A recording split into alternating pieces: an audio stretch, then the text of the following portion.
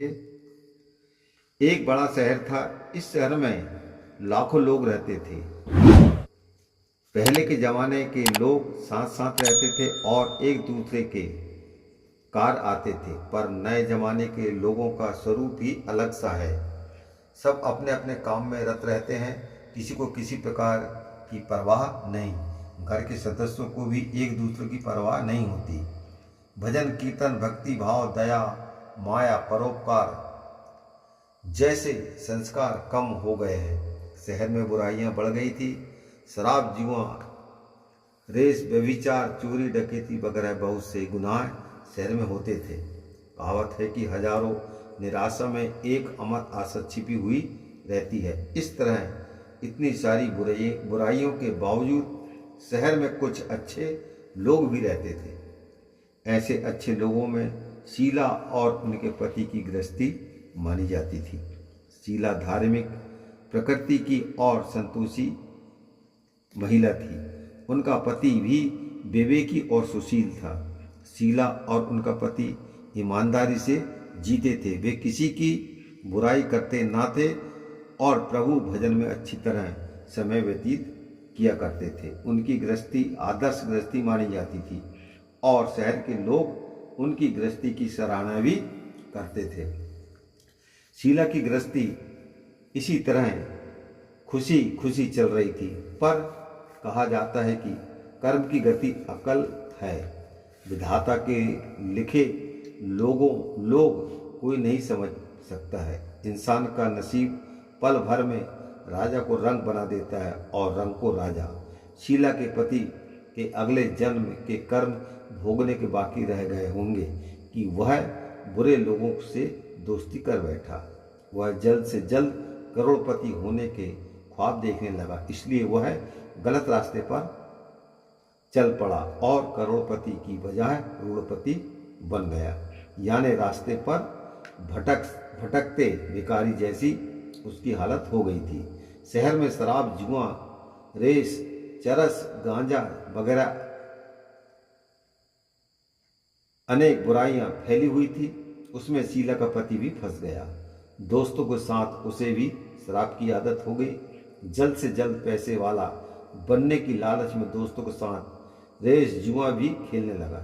इस तरह बचाई हुई धनराशि, पत्नी के गहने, सब कुछ रेस जुए में गवा दिया था। इस तरह एक वक्त ऐसा भी था कि वह सुशील पत्नी शीला साथ मजे में रहता था और प्रभु भजन में सुख शांति से वक्त व्यतीत करता था। उसके बजाय घर में दरिद्रता और भूखमरी फैल गई। सुख से खाने की बजाय 2 वक्त भोजन के लाले पड़ गए और शीला को पति की गालियां खाने का वक्त आ गया था। शीला सुशील और संस्कारी स्त्री थी। उसके पति के बर्ताव से बहुत दुख हुआ, किंतु वह भगवान पर भरोसा करके बड़ा दिल रखकर दुख सहने लगी। कहा जाता है कि सुख के पीछे दुख और दुख के पीछे सुख आता ही है, इसलिए दुख के बाद सुख आएगा ही। ऐसी श्रद्धा के साथ शीला प्रभु भक्ति में लीन रहने लगी। इस तरह शीला असहाय दुख सहते सहते प्रभु भक्ति में वक्त बिताने लगी। अचानक एक दिन दोपहर को उनके द्वार पर किसी ने दस्तक दी। शीला सोचने पड़ गई कि मुझ जैसे गरीब के घर इस वक्त कौन आया होगा।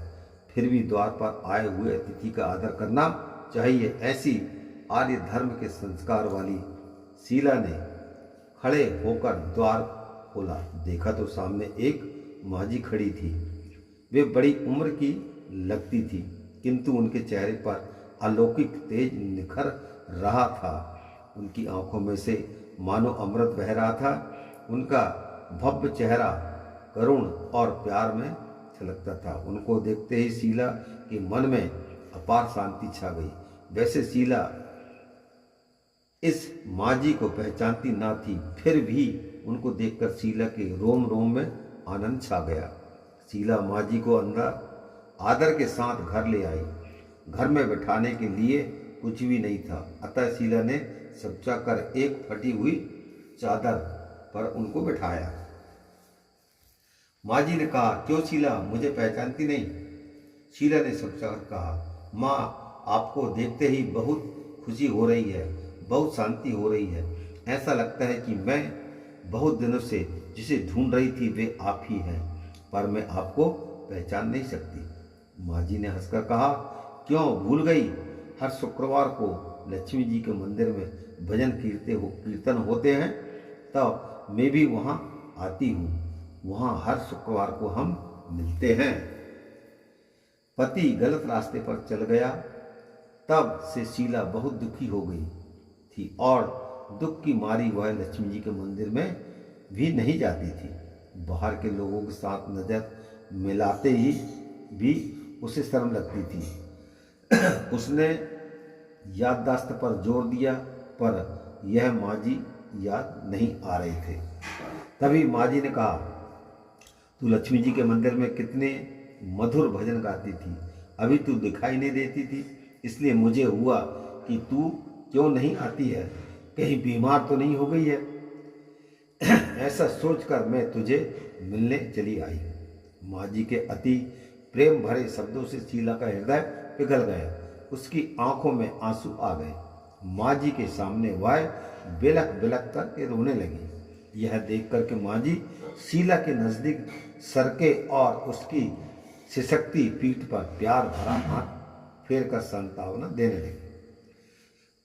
माँ जी ने कहा, बेटी, सुख और दुख तो धूप और छांव जैसे होते हैं। सुख के पीछे दुख आता है तो दुख के पीछे सुख भी आता है। धैर्य रखो बेटी, और तुझे क्या परेशानी है? तेरे दुख की बात मुझे सुना, तेरा मन भी हल्का हो जाएगा और तेरे दुख का कोई उपाय भी मिल जाएगा। माँ जी की बात सुनकर शीला के मन को शांति मिली। उसने माँ जी को कहा, माँ, मेरी गृहस्थी में भरपूर सुख और खुशियाँ थी। मेरे पति भी सुशील थे। भगवान की कृपा से पैसे की बात में भी हमें संतोष था। हम शांति से गृहस्थी चलाते, ईश्वर भक्ति में अपना वक्त व्यतीत करते थे। एकाएक हमारा भाग्य हमसे रूठ गया। मेरे पति को बुरी दोस्ती हो गई। बुरी दोस्ती की वजह से वे शराब, जुआ,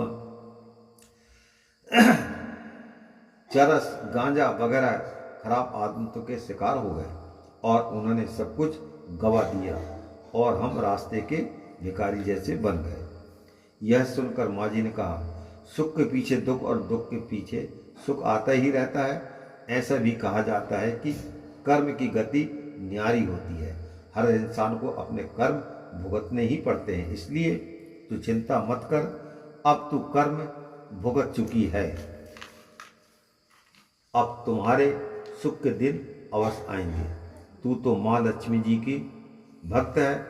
माँ लक्ष्मी जी तो प्रेम और करुणा के अवतार हैं। वे अपने भक्तों पर हमेशा ममता रखती है, इसलिए तू धैर्य रख के लक्ष्मी जी का व्रत कर और इससे सब कुछ ठीक हो जाएगा। माँ लक्ष्मी जी का व्रत करने की बात सुनकर शीला के चेहरे पर चमक आ गई। उसने पूछा, माँ लक्ष्मी जी का व्रत कैसे किया जाता है? वह मुझे समझाई। मैं यह व्रत अवश्य करूँगी। माँ जी ने कहा, बेटी, माँ लक्ष्मी जी का व्रत बहुत सरल है। उसे वरलक्ष्मी व्रत या वैभव लक्ष्मी व्रत कहा जाता है। यह व्रत यश प्राप्त करता है। ऐसा कहकर माँ जी वैभव लक्ष्मी व्रत की विधि कहने लगी।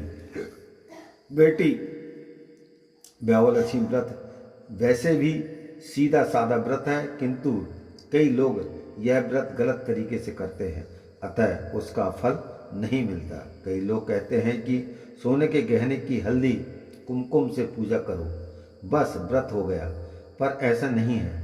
कोई भी व्रत शास्त्रीय विधि पूर्वक करना चाहिए, तभी उसका फल मिलता है। सिर्फ सोने के गहने की पूजा करने से फल मिल जाता तो सभी आज लखपति बन गए होते। सच्ची बात यह है कि सोने के गहनों का विधि से पूजन करना चाहिए। व्रत की उद्यापन विधि भी शास्त्रीय विधि मुताबिक करना चाहिए, तभी यह वैभव लक्ष्मी व्रत फलदायी होता है। यह व्रत सुनकर के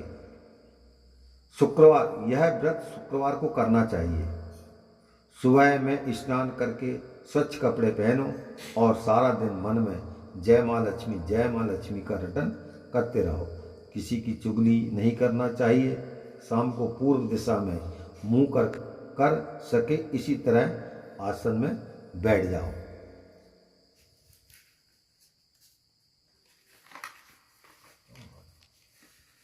सामने पाटा रखकर उसके ऊपर रुमाल रखो।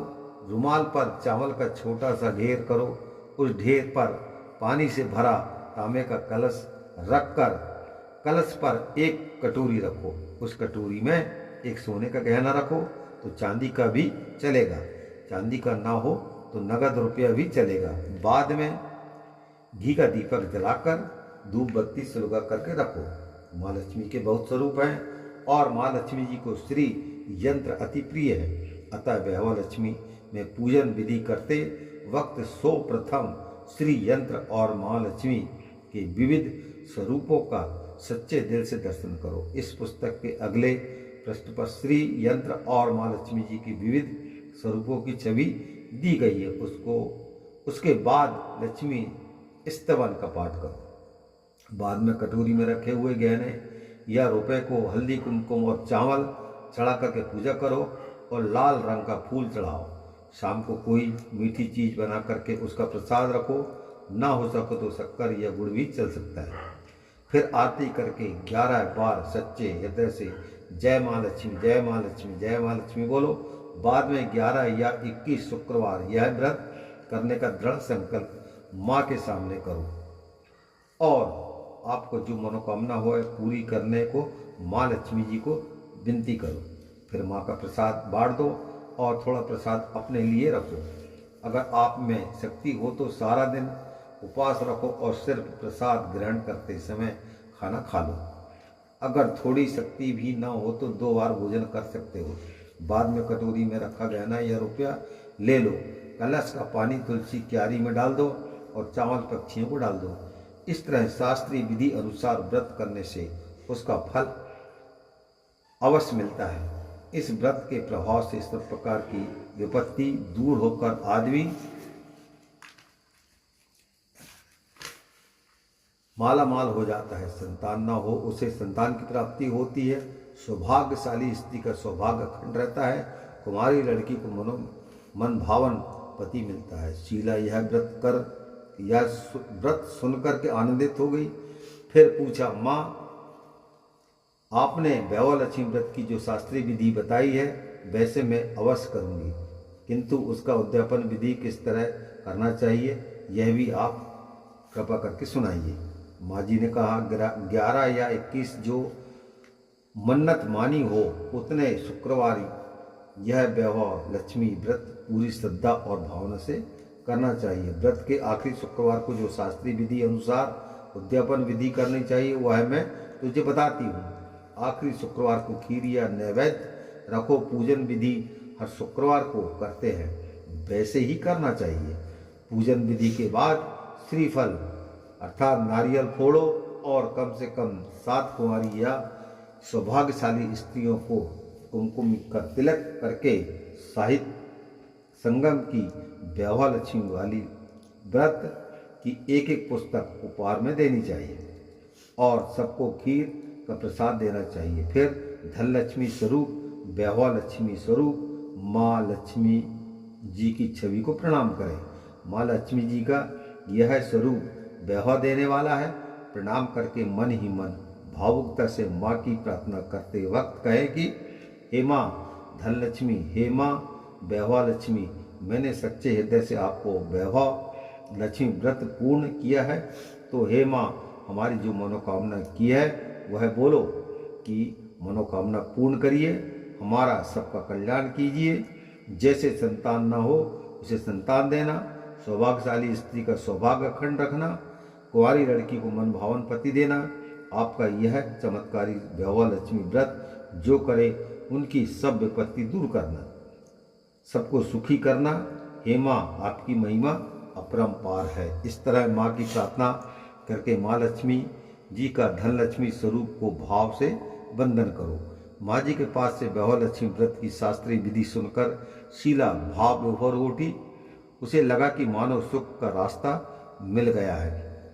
उसने आंखें बंद करके मन ही मन उसी क्षण संकल्प लिया है, हे वैभव लक्ष्मी माँ, मैं भी माँ जी के कहे मुताबिक श्रद्धा से शास्त्रीय विधि के अनुसार वैभव माँ लक्ष्मी व्रत 21 शुक्रवार तक करूंगी और व्रत की शास्त्रीय विधि अनुसार उसका उद्यापन भी करूंगी। शीला ने संकल्प करके आंखें खोली तो सामने कोई ना कोई था। वह विस्मित हो गई कि माँ जी कहाँ गए। यह माँ जी दूसरा कोई ना था, साक्षात लक्ष्मी जी ही थी। शीला लक्ष्मी जी की भक्त थी, इसलिए अपने भक्त को रास्ता दिखाने के लिए माँ लक्ष्मी देवी माँ जी का स्वरूप धारण करके शीला के पास आई थी। दूसरे दिन शुक्रवार था। सवेरे स्नान करके स्वच्छ कपड़े पहन कर शीला मन ही मन श्रद्धा से और पूरे भाव से जय माँ लक्ष्मी का मन ही मन रटन करने लगी। सारा दिन किसी की चुगली नहीं की। शाम हुई तो तब हाथ पैर मुंह धोकर के शीला पूर्व दिशा में मुंह करके बैठी। घर में पहले सोने के बहुत से गहने थे, पर पतिदेव ने गलत रास्ते पर चल करके सब गहने गिरवी रख दिए थे।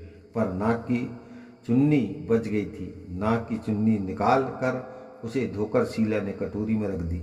सामने पाटे पर रुमाल रख करके मुट्ठी भर चावल का ढेर किया। उस पर तांबे का कलश पानी भर कर रखा। उसके ऊपर चुन्नी वाली कटोरी रखी। फिर माँ जी ने कही थी कि वह शास्त्रीय विधि अनुसार बंधन, स्तवन, पूजन वगैरह किया और घर में थोड़ी शक्कर थी, वह प्रसाद में रखकर वैभव लक्ष्मी का व्रत किया। यह प्रसाद पहले पति को खिलाया। प्रसाद खाते ही पति के स्वभाव में फर्क पड़ गया। उस दिन उसने शीला को मारा नहीं, सताया भी नहीं। शीला को बहुत आनंद हुआ। उनके मन में वैभव लक्ष्मी व्रत के लिए अपार श्रद्धा बढ़ गई। शीला ने पूर्ण श्रद्धा भक्ति से 21 शुक्रवार तक वैभव लक्ष्मी व्रत किया। 21वें शुक्रवार को माँ जी के कहे मुताबिक उद्यापन विधि कर वे 7 स्त्रियों को वैभव लक्ष्मी व्रत की 7 पुस्तकें उपहार में दी।